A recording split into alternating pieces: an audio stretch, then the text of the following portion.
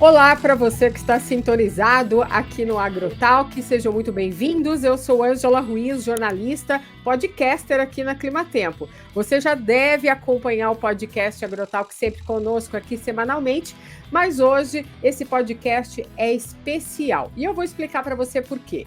No dia 25 de julho, a Climatempo irá realizar o Encontro Nacional das Mudanças Climáticas para o setor do agro e de energia. Nós vamos unir dois setores importantes no país que sofrem com os impactos do clima, mas que possuem diretrizes e caminhos em comum para um futuro mais verde, limpo e sustentável. Vamos iniciar aqui um especial pré-evento para debater alguns temas importantes que farão parte do painel deste evento e que poderá trazer algumas ideias, soluções e até esclarecimentos para você. O tema de hoje é o impacto da mudança climática, as políticas públicas e os incentivos para a transição energética sustentável, no campo também.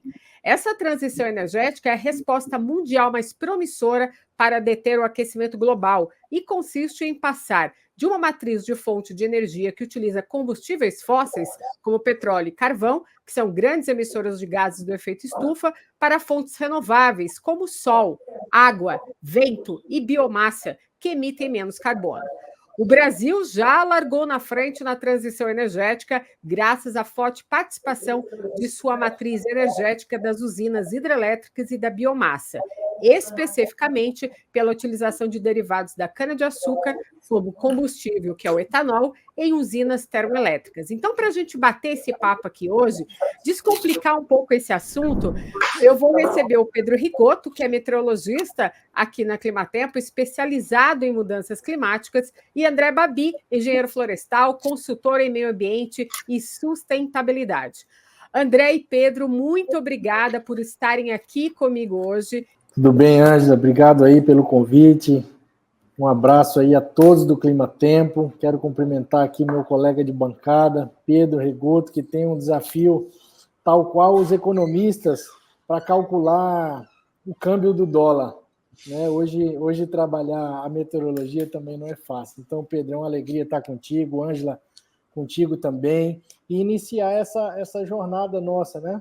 Em breve, em julho, temos o nosso grande evento do ENSEA, e, portanto, vamos dar esse pontapé aí para começar a falar um pouquinho, instigar os nossos colegas, a classe e a sociedade, né, de energia, a parte toda do agronegócio, e começar um pouco a ferver esse ambiente.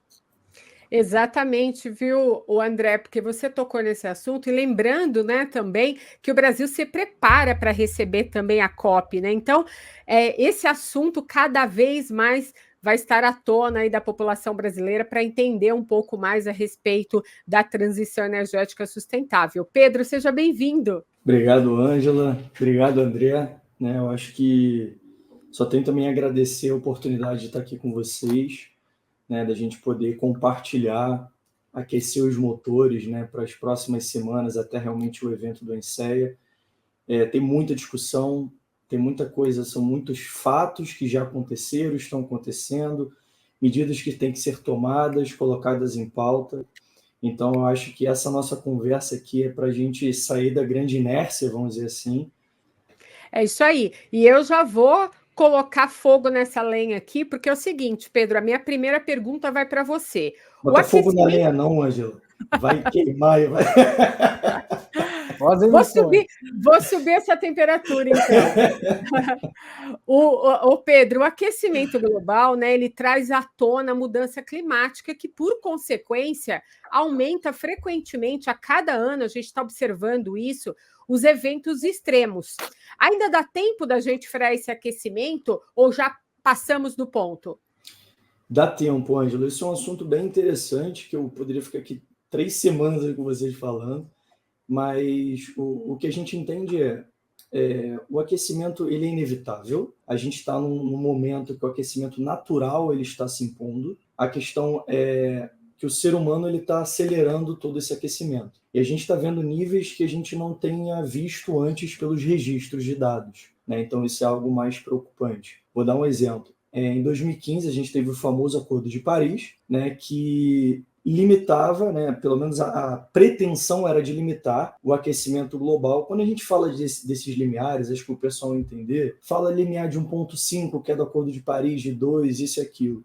O que é isso, né? Esses limiares, a gente pega o que está de mudança de temperatura hoje na Terra em relação a um período lá atrás de 1850 a 1900, que é considerado o período pré-industrial. Porque a Revolução Industrial, ela deu início a um grande período de aceleração de queima de combustível fóssil, que aí veio originando toda essa história. Quando a gente fala desse aquecimento do Acordo de Paris de 1,5, é 1,5 graus Celsius de aumento em relação ao que era o clima de 1850 a 1900. Em 2023, a gente bateu recorde de aumento de temperatura em relação a esse período de 850 a 1900 e chegamos a 1,48. Se a gente arredonda aí, bota num arredondamento, se a gente for para uma casa decimal de 1,5, né?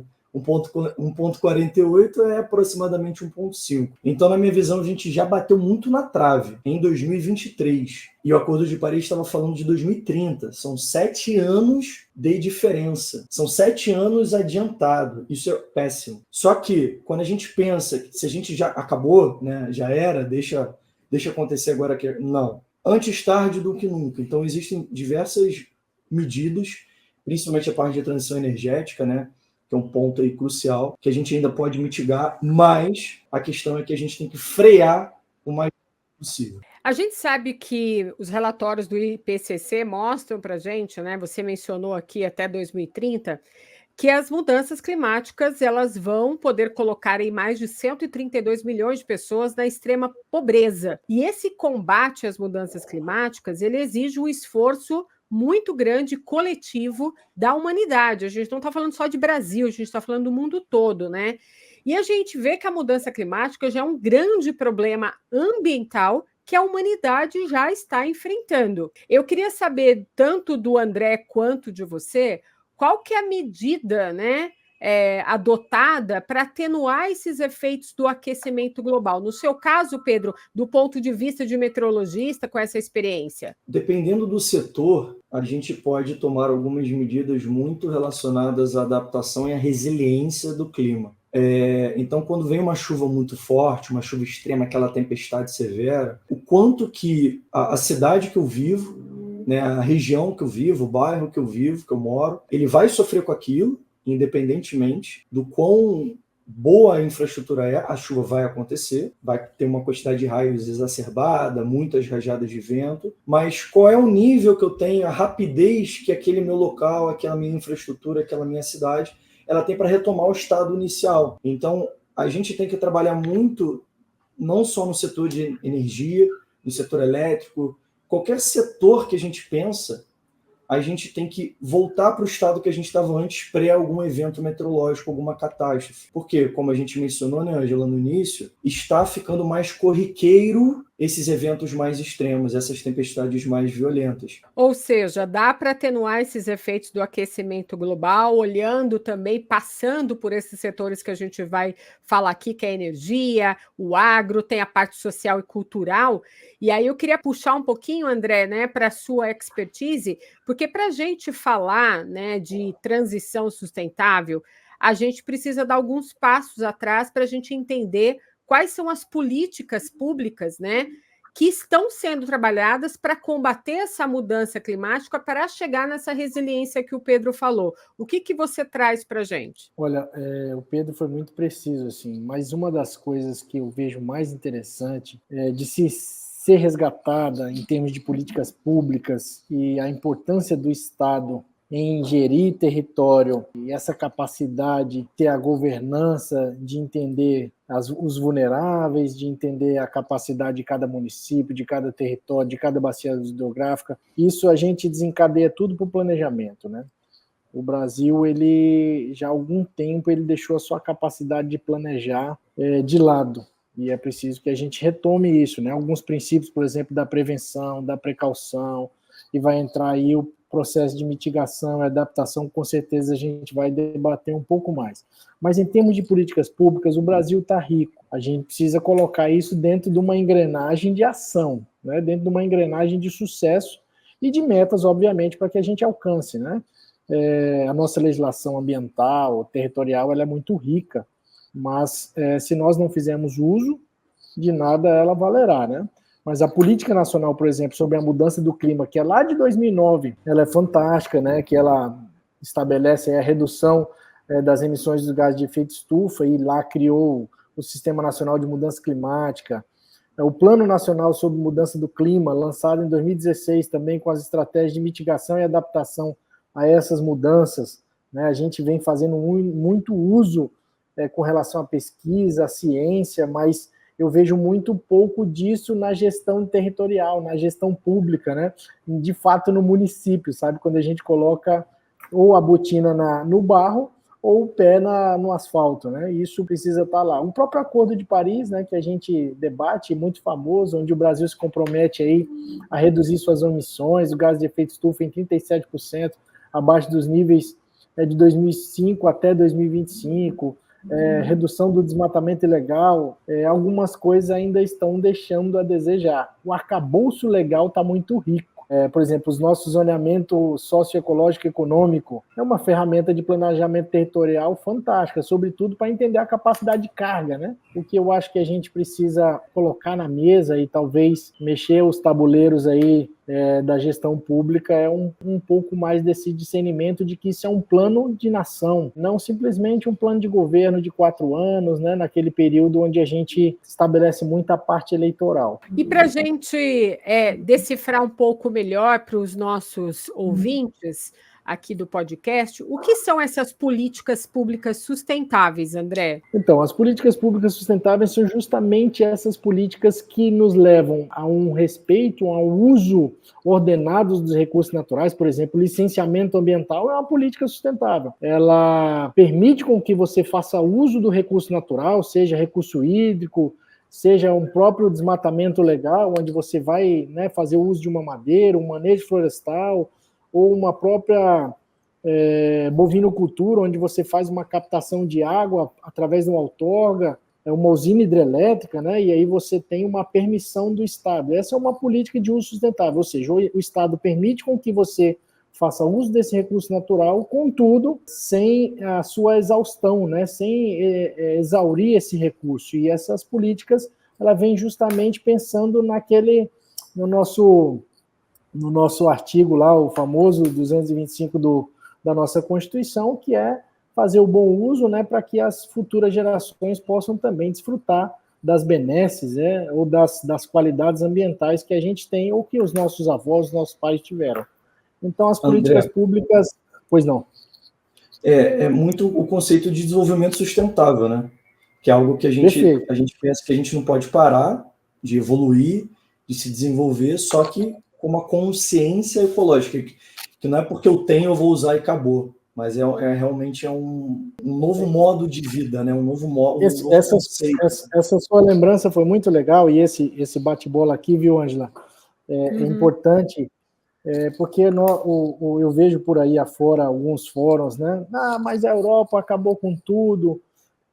Isso não significa que a gente deve fazer o mesmo, porque nós já temos tecnologia, já temos ciência, já temos engenharia para não chegar à exaustão dos recursos naturais e ter que reconstruir num futuro. Exatamente. Nós podemos ir e já temos inteligência suficiente para pular esse fundo do poço e fazer disso, né, o futuro, que é a bioeconomia, que é a integração entre a indústria e as commodities, que é a integração entre o princípio da precaução, da participação e, claro, do uso sustentável, né? Aí você pode colocar também os aspectos sociais de equidade, a parte da inovação, o monitoramento e avaliação, todas essas são políticas voltadas para o uso sustentável, né? Políticas públicas ligadas à área de sustentabilidade. Ou seja, né, a gente já tem um exemplo, né, dos europeus, dos americanos, a gente só tem que olhar para agora, para a nossa casa, com a ciência e a tecnologia que a gente tem, como você mesmo disse,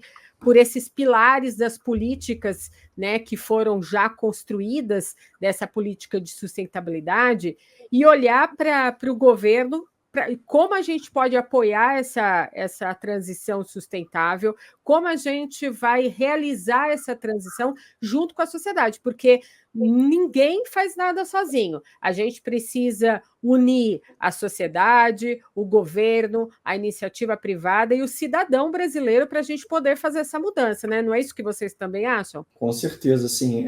Nada quando a gente pensa a nível mundial tem que ser de forma isolada. E a gente também tem que perder aquele conceito de que, sabe aquela história de você tem que fazer a sua parte, mas aí muitas pessoas entendem que, mas se eu jogar essa latinha aqui nesse rio, não dá nada, é uma latinha apenas, né? É apenas uma. Só que se todo mundo pensa, são milhões de latinhas sendo jogadas. Então, quando a gente tem que fazer sempre ao contrário. Se eu deixo de fazer, imagina se todo mundo deixasse de fazer. Se todo mundo fizesse a sua parte, a gente chegaria realmente nesse planeta mais sustentável que não para de crescer. A gente não pode perder a essência que é do ser humano de evolução. A gente está sempre evoluindo. Só que, de novo, como a gente está falando aqui, o André mencionou muito bem, a gente tem que ter a consciência ecológica, ter o desenvolvimento sustentável sempre na veia de todos nós. O André, qual é o maior problema ambiental hoje no Brasil? Você que está aí sempre, todo dia, falando com esse mercado, né? O que a gente pode destacar de maior problema? Olha, Ângela, até para a gente concluir a etapa passada, assim, essas políticas de sustentabilidade, elas vêm justamente conciliar, né? Elas não são barreiras, elas são aspectos que eu acho que até mola propulsora, elas podem nos enviar para um estágio adiante, seja de inovação, seja de tecnologia, seja de novos comportamentos. Então, assim, são coisas que nos colocam num patamar de civilizatório muito importante. Agora, sobre o aspecto dos problemas ambientais, eu vou citar assim, 2 crassos. No ambiente urbano, se a gente puder colocar o saneamento, o Brasil, pasmem, nós ainda padecemos de um problema muito grave, que é o saneamento, voltado para água, esgoto, né? Nós ainda vemos aí grandes centros, a população muito carente desse serviço e os nossos recursos naturais sendo, consequentemente, poluídos, né, por tais problemas. E no meio ambiente rural, sem dúvida nenhuma, o desmatamento ilegal e os incêndios florestais, né, ainda nos incomodam, ainda destroem nossa reputação, não dá para a gente conviver com... De todo o desmatamento que acontece na Amazônia, ainda cerca de 70% é ilegal. Ou seja, não adianta aquilo que a gente falou no primeiro bloco, aí, nós temos as melhores políticas públicas, um direito ambiental belíssimo, se nós chegamos ao outro lado do oceano, seja do Pacífico ou do Atlântico, e nós somos colocados em xeque-mate. Tudo bem, vocês têm a melhor legislação, vocês têm reserva legal, vocês têm APP, vocês têm 70% e 80% do seu território muito conservado, mas tudo que vocês fazem é ilegal? Como assim? Né?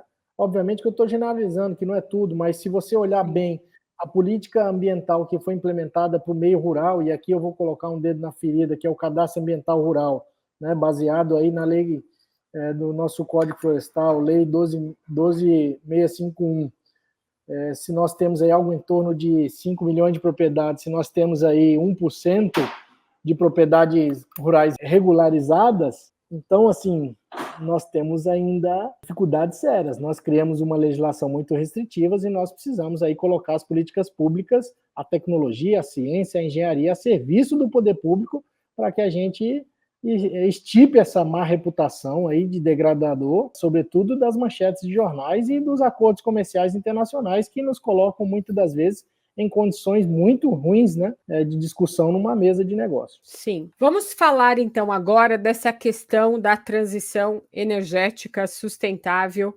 E se a gente olhar para essa matriz energética hoje, Pedro, e essa vastidão, né, essa diversidade dos recursos naturais hoje no Brasil, o país tem grandes vantagens em se tornar uma economia com emissões líquidas zero de carbono. É isso mesmo? A gente olhando para essa matriz energética, a gente vai seguir para esse caminho? Com certeza, Ângela. Assim, a gente tem tudo para chegar lá, porque o Brasil ele é um país extremamente abençoado, né? A gente tem, desde os seus primórdios, quando a gente foi construindo a matriz energética, ela sempre foi majoritariamente renovável. ela ainda é a grande parte por hidro, né, por água, né, pelas hidrelétricas, pelos pequenos, médios e grandes reservatórios. Né, a gente já tem aí, por algumas décadas, muitos anos já, a eólica entrando em vigor, né, então extraindo realmente energia do vento, outro recurso natural. Então a gente falou de água, a gente falou de vento, a gente tem o sol, a energia solar. Hoje você anda em qualquer cidade, né, praticamente aí do Brasil, você vê alguma casa, algum estabelecimento, um prédio, o que for, desde uma simples casa mesmo ali, que tenha um marido e uma mulher que moram, até um grande estabelecimento com painéis solares, né, até grandes usinas, que a gente tem aí em Minas Gerais, no Nordeste do Brasil, sul do Piauí principalmente. Então, a gente está falando de água, a gente está falando de vento, a gente está falando de sol. Isso pensando principalmente na matriz elétrica. A gente fala de biomassa, né, que a gente comentou aqui. Então, a gente tem diversas fontes que não dependem do petróleo, que não dependem de um combustível fóssil, né, de um carvão mineral, por exemplo. Então, hoje o Brasil ele tem ainda a ser muito explorado. A gente está numa transição onde tem uma inovação muito grande até do hidrogênio verde, né? O hidrogênio verde que vem aí como uma fonte complementar, ainda muito incipiente, muito pequenininha ainda, a nível muito experimental, mas a gente já tem algumas usinas de hidrogênio verde sendo criadas, e aí o hidrogênio verde vem como algo bem interessante, porque consegue extrair energia da água, né, através de um mecanismo chamado hidrólise, mas que eu não vou entrar aqui nesse mérito.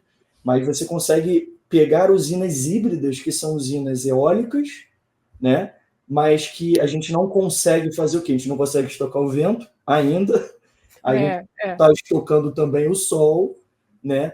E aí o hidrogênio verde vem para pegar aquela energia que a gente não tem o que fazer, o remanescente ali da solar e da eólica, para gerar esse hidrogênio, e a gente consegue armazenar o hidrogênio, né? Então, a gente tem um caminho que hoje ele já é muito bem percorrido, mas ainda tem muito a trilhar. Nem entrei aqui no aspecto de offshore, né? Falar de usinas eólicas lá para dentro do mar, né, que ainda é algo que não começou no Brasil, está numa questão de regulação, mas é algo que vai ser explorado em breve, porque no continente ainda tem algo tem muita terra para ser explorada de maneira certa.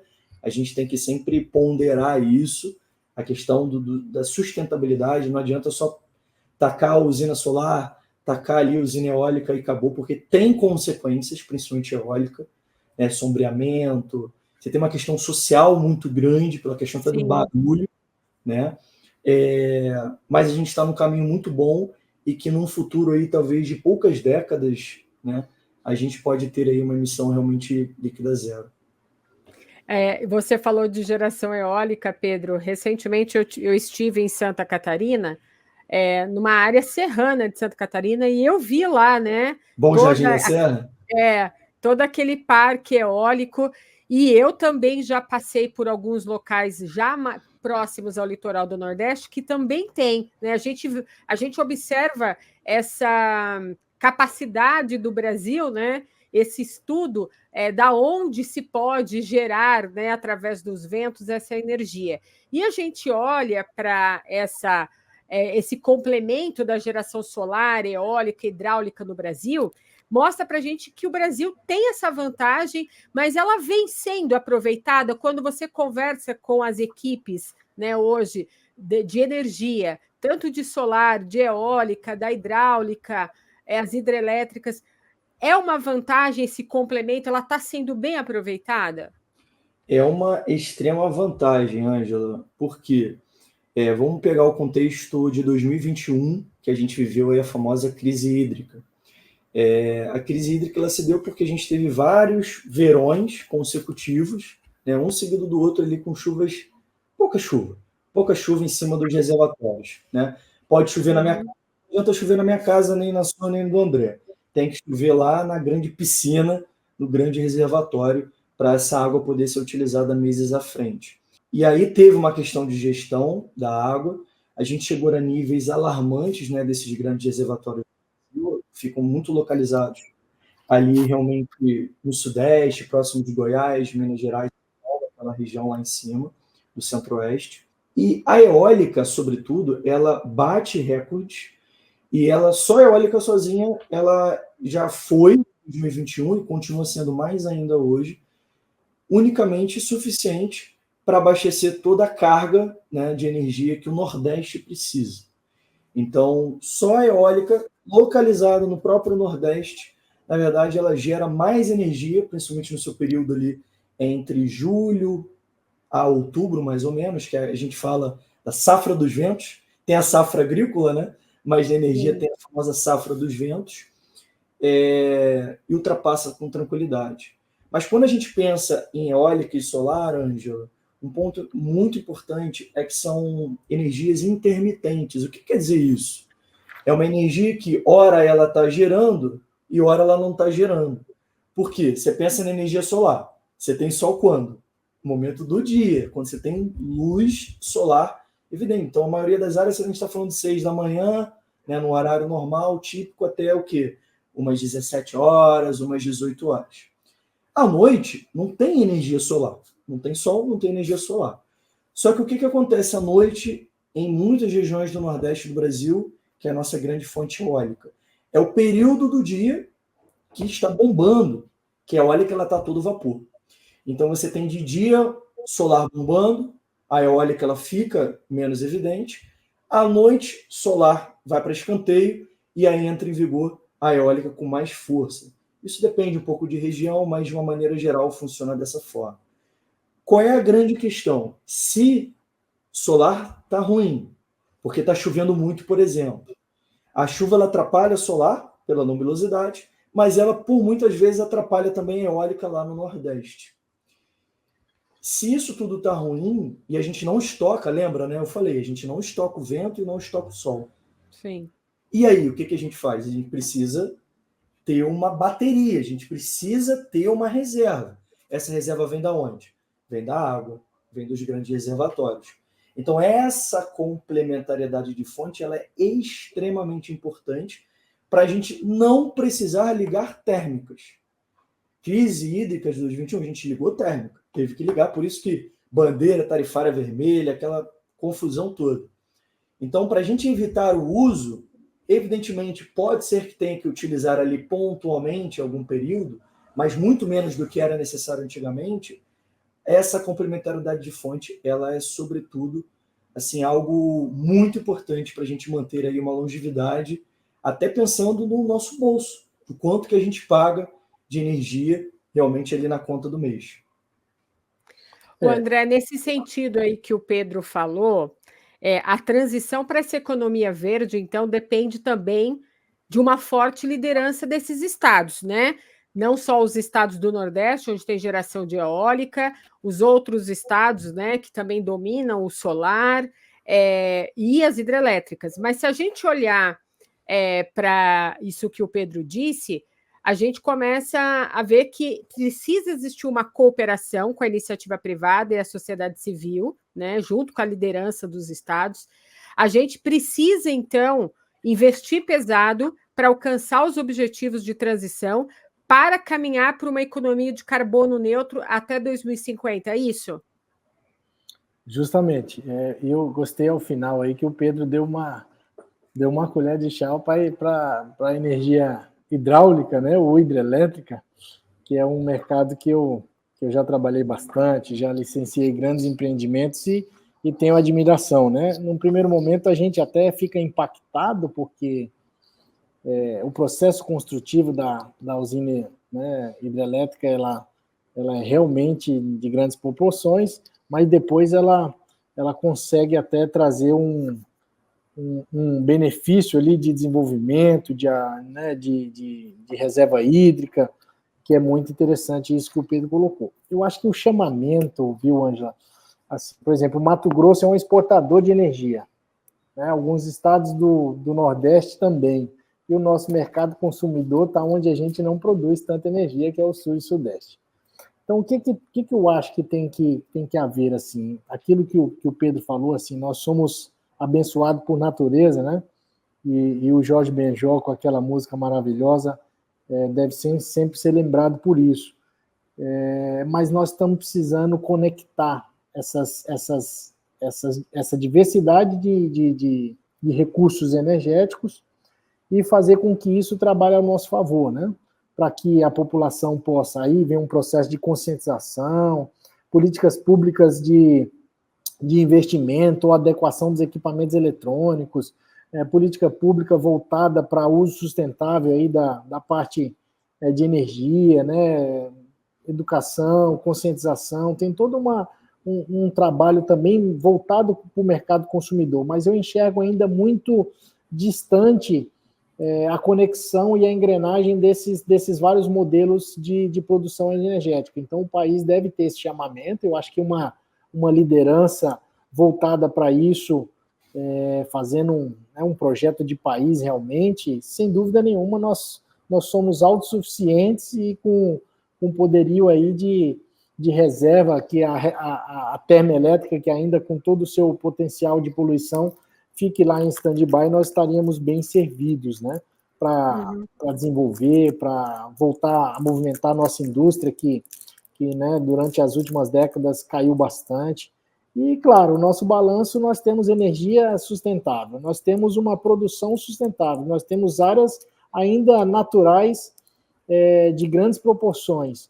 Está realmente precisando dar uma ajustada na reputação, organizar as políticas públicas entre o campo e a cidade e fazer o país pensar como Estado, né, como um projeto de nação. Eu acho que aí nós somos imbatíveis.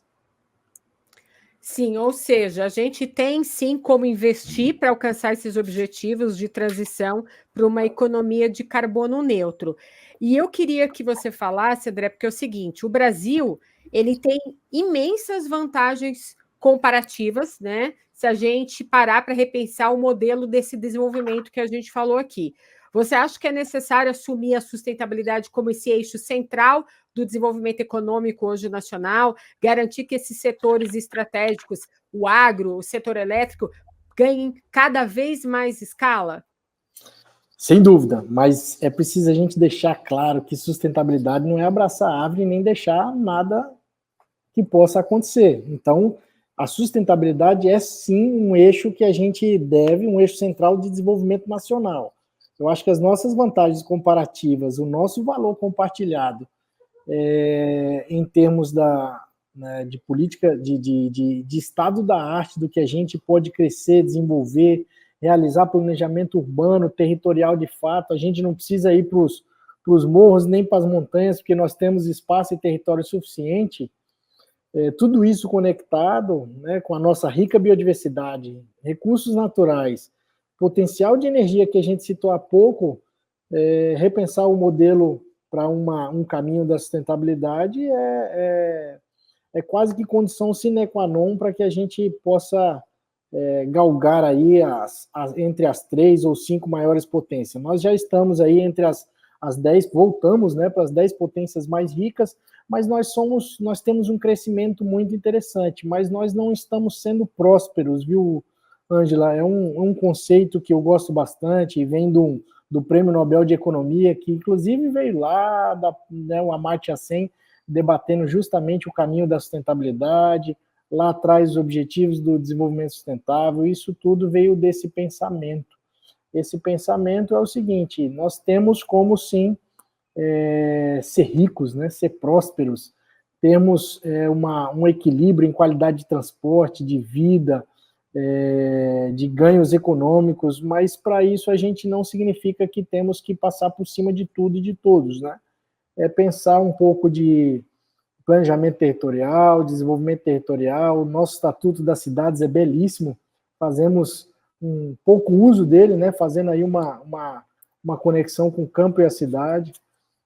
O nosso licenciamento ambiental, que é uma política de uso racional dos recursos naturais, é belíssimo, mas nossa capacidade de monitoramento e de auditoria do que a gente está usando, ou que o Estado está outorgando, ainda é pouca. Então, a gente precisa realmente desenvolver esse processo e chegar, o Estado precisa chegar aonde o poder econômico está chegando.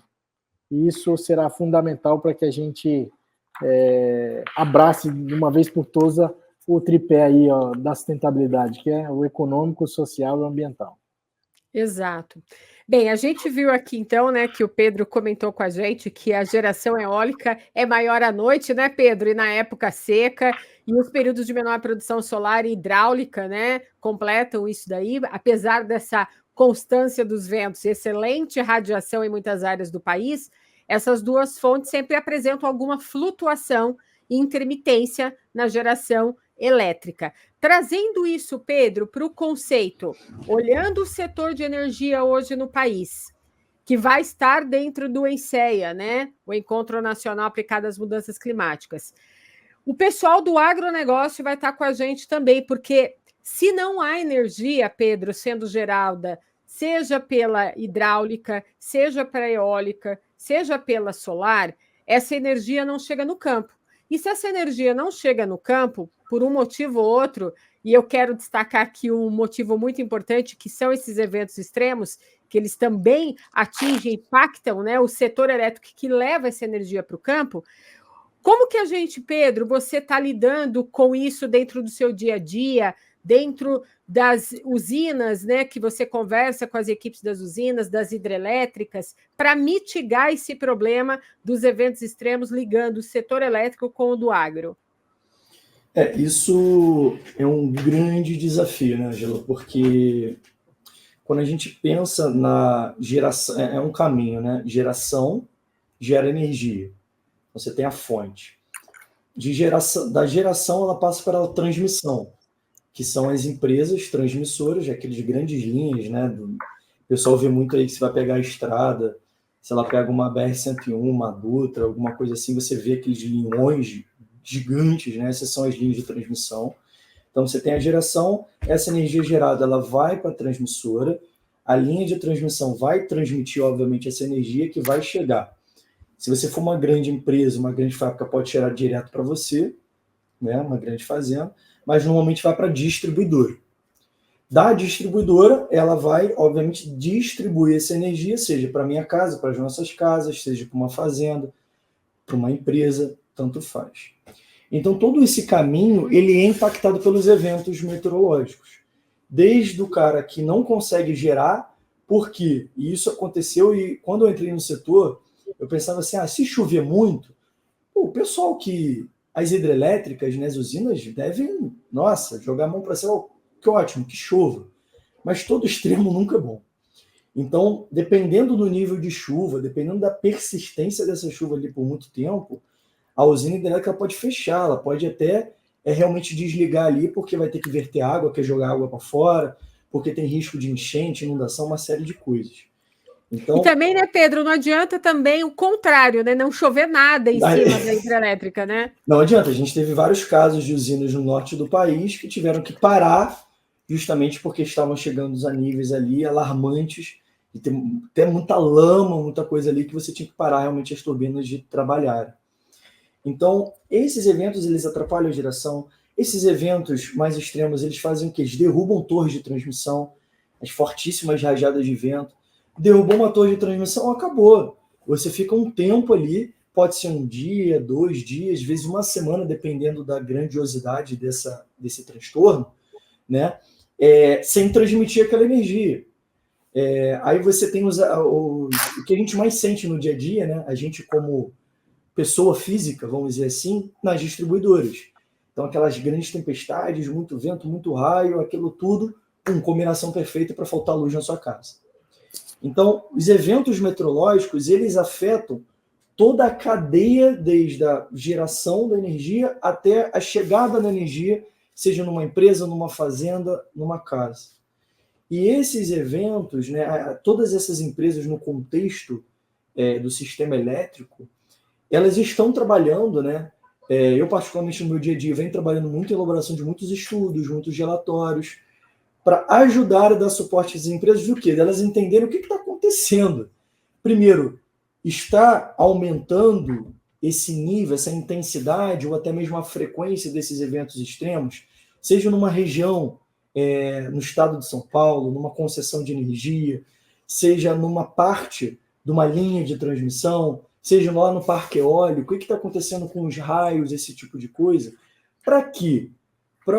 A palavra mágica que o André falou logo no início da nossa conversa, para melhor planejamento.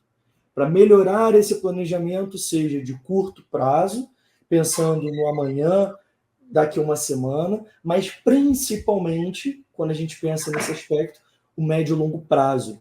O que vai ser daqui a meses à frente? O que vai acontecer no próximo verão?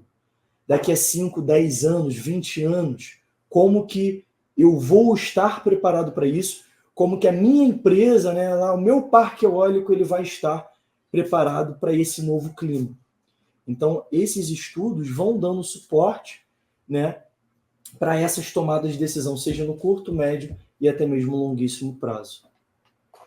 E essa transição, né, Pedro, que a gente fala energética, e André, caminha muito pelo seguinte: a gente precisa diversificar o nosso potencial de geração elétrica hoje, seja da hidráulica, seja da solar, seja da eólica, para a gente conseguir abastecer o mercado brasileiro, para essa energia chegar não só nas grandes cidades, mas também no campo.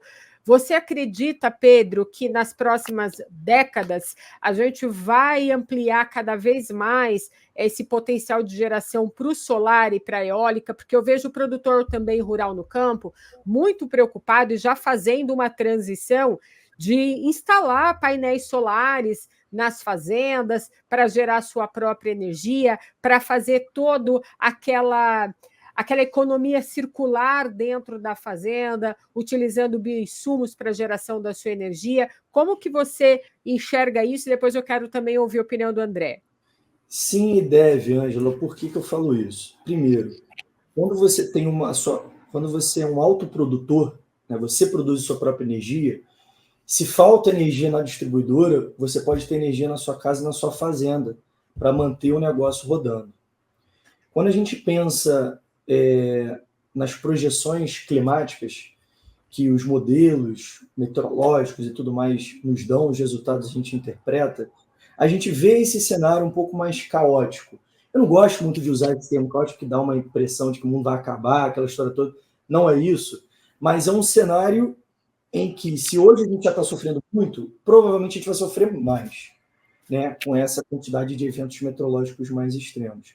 Então, quando a gente pensa do ponto de vista lá do fazendeiro, um pouco mais isolado da cidade, a vida no campo, se ele consegue se proteger, que faça e deve fazer. E isso a gente não pode falar só de energia, mas a gente pode falar também de água, né, de pequenos reservatórios, poços, esse tipo de coisa, para justamente o quê? Para ter uma melhor gestão dos recursos naturais, que hoje nós somos extremamente dependentes, e principalmente o campo. Precisa de energia, precisa de água, dependendo da cultura, né, que tiver ali, ou até mesmo a parte bovina, a pecuária exige muita água, exige muita energia. Então, deve-se fazer, e projetando, né, para anos e décadas à frente, mais ainda, pelo ponto de vista mesmo de proteção do negócio, de proteção, de manter o negócio girando com menor risco às eventuais circunstâncias que a gente vai ter, evidentemente. Você quer um exemplo disso aí que o Pedro falou aí, por exemplo, um proprietário rural, né, precisa rapidamente reservar água porque ele tem uma bovinocultura intensiva, né, e se ele tem um período de seca, que não pega alguns estados aí de 6 meses praticamente, ele precisa fazer reserva hídrica, principalmente se ele não está próximo a um rio com fluxo de água contínuo, né, volumoso. E aí ele precisa licenciar isso. E muitas das vezes o licenciamento não acompanha a resposta que ele precisa. O licenciamento está lá, 180 dias, até que ele vai opinar, o analista ambiental vai opinar, e até que a licença é emitida, já passou um período de seca, já passou um verão, e ele não tem a resposta. Quando eu falo dessa importância do Estado, o Estado brasileiro, esse governo, né, se colocar definitivamente no século XXI e entender como a dinâmica local, de desenvolvimento, de operação, aquela coisa empresarial de fato acontece, aí nós vamos ter sérios problemas, né? Nós vamos ter sérios problemas, porque aí, se o proprietário assim o faz, ele está indo pelo caminho da ilegalidade. E se ele assim espera a licença, ele perde parte do ano produtivo. Então, a sua pergunta, Ângela, é uma pergunta de milhões, a que você fez há pouco, sobre, né, as vantagens comparativas e se o Brasil deve repensar seu modelo de desenvolvimento ou melhorar o pensamento. Eu acho que pensar, nós estamos pensando bastante. Nós precisamos agora colocar em prática, né, e planejar Agir, né? como isso vai ser colocado em prática, né? Isso que você perguntou talvez seja um marco para o nosso debate do ENSEA, sabe? Por algum momento, né, o setor produtivo caminhou, o poder público caminhou e agora eu acho que passou do momento da intersecção, sabe? Passou do momento do benefício comum, né? O setor privado, o governo, sociedade civil, comunidade local, seja, né, as tradicionais, serem envolvidas no processo de desenvolvimento e todos estarem imbuídos, né, dessas práticas, dessa nova economia, desse alinhamento para um bem-estar social comum e, claro, para uma prosperidade que, sem dúvida nenhuma, vai passar pelo clima e vai passar pela energia, porque não haverá desenvolvimento sem o uso energético, tá lá. A Europa foi o que foi porque descobriu a energia lá com a Revolução Industrial e começou um processo interessantíssimo. Nós já temos as energias renováveis, inclusive, não precisamos levar à exaustão os recursos naturais. Então, tá aí a inovação, a comunidade científica, a ciência, e o Fórum do ENSEA vai ser importantíssimo para esse debate aí, quiçá sai uma carta recomendatória aí, tô fazendo uma provocação, hein, Angela? Ou uma carta de incentivo, né? Eu ia falar isso agora. Eu ia falar isso agora dessa carta, porque o Pedro, como ele disse, ele comentou aqui, né? Ele produz tanto relatório, né? Eu acho que o Pedro vai poder trazer para dentro do ENSEA alguns cases muito importantes, né, o Pedro, de alguns casos de relatórios que você escreve desses estudos. E eu acho que isso vai ser uma porta para a gente ter aí umas ideias e até uns esclarecimentos até para a gente desenvolver essa carta. Com certeza, isso aí é muito, muito importante, porque é aquilo que a gente falou, pensar, a gente está pensando muito, mas tem que ter uma ação de fato. As pessoas precisam botar a mão na massa, seja a empresa, para proteger o seu negócio, pensando lá na frente, pelo bem-estar social também, mas principalmente o poder público, que hoje o Brasil exerce um papel muito forte.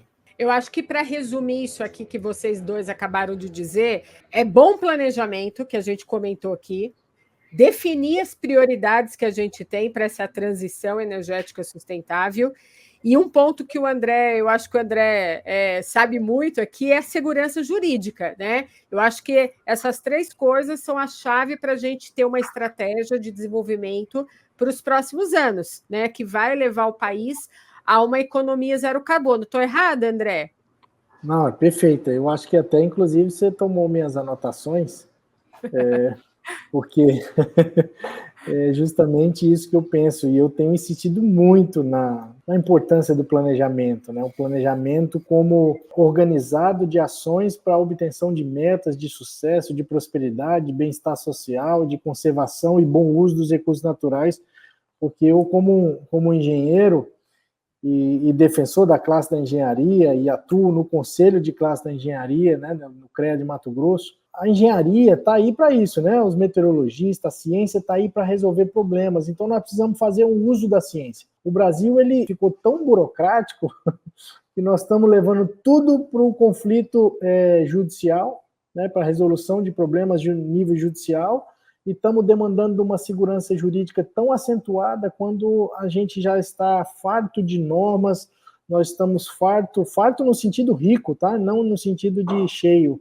de chato, enfadonho. Nós estamos fartos, assim, ricos de normas, você pega a BNT, você pega a parte toda normativa do Brasil, de legislação, de decretos, nós estamos muito ricos, então agora nós precisamos incentivar as políticas adequadas, colocar a pesquisa e o desenvolvimento para agir novamente no Brasil, P&D importantíssimo, né? Pesquisa e desenvolvimento. Sim. a sociedade civil ter a sua oportunidade de engajamento, ter o famoso ciclo de PDCA, né? Nós estamos aqui quase falando de gestão, mas é isso, monitorar, avaliar, estamos indo para o caminho, é isso mesmo que nós queremos. Esse recall vem a cada 4 anos, que a gente poderia, é isso mesmo, mas o grande lance do recall é quando você tem um plano, e esse plano precisa durar mais de 4 anos. E é o que nós não estamos tendo. A conexão entre a parte energética, o campo precisa pensar a longo prazo, né? Nós estamos num Código Florestal que foi promulgado em 2012 e nós não validamos ainda 10 anos depois, 11 anos, 2023, as propriedades rurais brasileiras. Então, assim, nosso Código Florestal é belíssimo e nosso agricultor, nosso pecuarista, nosso quilombola, os indígenas estão carecendo de auxílio, aí você pega também os pequenos produtores, a agricultura familiar, todo mundo no limbo onde não tem sua propriedade regular para tomar crédito, para acessar pesquisa, para acessar desenvolvimento, e é isso que o Brasil precisa, essa junção de peças, e o ENSEA pode ser um pouquinho desse embrião aí, sabe, de a gente dar uma estigada de volta. Está na hora da gente tocar um dedinho na ferida e falar o seguinte, vamos caminhar, vamos adiante, e não é um problema político partidário, é uma questão realmente de instigar a sociedade para a prosperidade tão almejada e tão desejada que a gente quer para nossas vidas, né?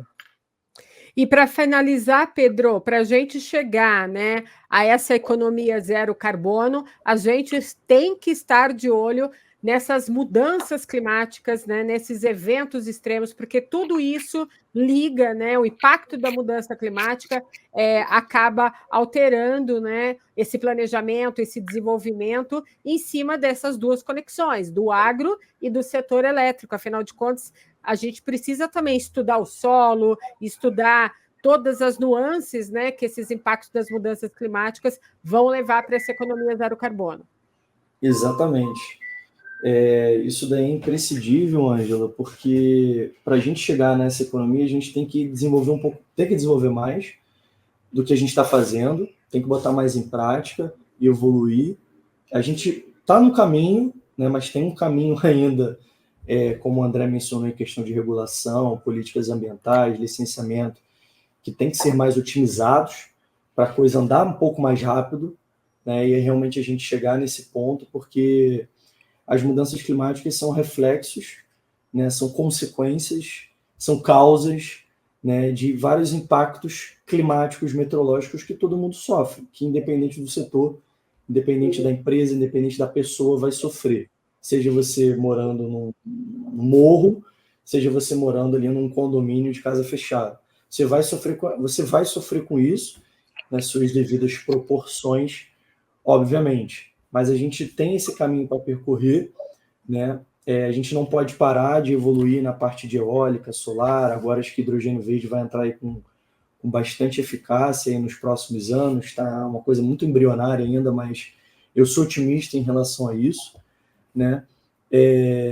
Mas fazendo complemento, né, a fala do André, muito essa questão da política ambiental, ela tem que ser mais rápida, tem que ser mais ágil, porque a gente está no século XXI, né, como o André muito bem colocou. Não pode ser aquela coisa, vai fazer daqui a 180 dias, só no ano que vem, daqui a pouco passou 5 anos, o empreendimento nem é mais viável fisicamente. Então tem uma série de questões aí que a gente tem que se atentar, né, e essas políticas também têm que ser atualizadas. Né? Tem uma coisa interessante, Ângela, nós fazemos aí, por exemplo, para os grandes empreendimentos, nós temos o estudo de impacto ambiental e o seu respectivo relatório de impacto ambiental. Belíssimo, né? 20 volumes, aquela coisa magnífica, uma equipe multidisciplinar, pelo menos os 10 a 12 profissionais, e nós estudamos aquilo tudo, e aí depois vem um vizinho, faz o mesmo estudo, e depois outro vizinho faz o mesmo estudo, e a gente não tem capacidade de tornar esses estudos, por exemplo, usuais. A gente não tem capacidade de colocar esses estudos para suportar a decisão do agente público, ou seja, tornar isso dinâmico, tornar isso fluido. A gente pede pizza em casa, a gente pede remédio, a gente pede carro, a gente resolve tudo pelo celular hoje e a gente não está conseguindo cuidar do desenvolvimento da cidade, do meio rural, do uso sustentável, do uso dos recursos naturais a gente é muito eficiente em multar e a gente se especializou em ver o quanto está desmatando e a gente não se especializou em fazer um desenvolvimento sustentável. Veja só. Então tá aí um desafio para nós. Tá aí um desafio e a gente vai falar mais sobre esses desafios no Encontro Nacional das Mudanças Climáticas aplicado ao setor de energia e agro no Brasil, que vai ser realizado no dia 25 de julho. Eu vou pedir aqui para a gente colocar o GC do link do site do ENSEA aqui para vocês. Vocês podem entrar no site, lá tem mais informações de como fazer as inscrições que já estão abertas, então não perca, vai ser um debate especial para você que é do setor de energia e também do setor agro-brasileiro. E para você que está dentro das universidades e quer conhecer um pouco mais a respeito desses temas que vão ser tratados no encontro. Então a gente espera vocês lá no dia 25, vai ser realizado em São José dos Campos, uma cidade que já tem uma leitura também ambiental muito importante, né, Pedro? São José dos Campos aí. São José acho que é a primeira cidade inteligente, né, realmente aí do Brasil, é o polo realmente para a gente poder falar sobre isso e botar um pouco mais a mão na massa sobre mudança climática, energia e no agro. Eu agradeço muito aqui a participação de vocês nesse podcast e a gente se vê em breve. Daqui a pouquinho a gente vai estar junto dentro do ENSEA, viu? Obrigada. Obrigado, Ângelo. Obrigado, Ângelo. Obrigado, Pedro. Foi uma alegria, uma satisfação. E eu falo aqui que Cuiabá hoje é a nossa calorosa cidade brasileira. Calor mesmo. Nem parece que está em outono, né, o André? Temos que falar bastante aqui sobre mudança climática. Está aqui um case para o Brasil ter engajamento. Muito obrigada, então, e até a próxima, gente. Até a próxima. Valeu. Uma satisfação. Tchau. Um abração.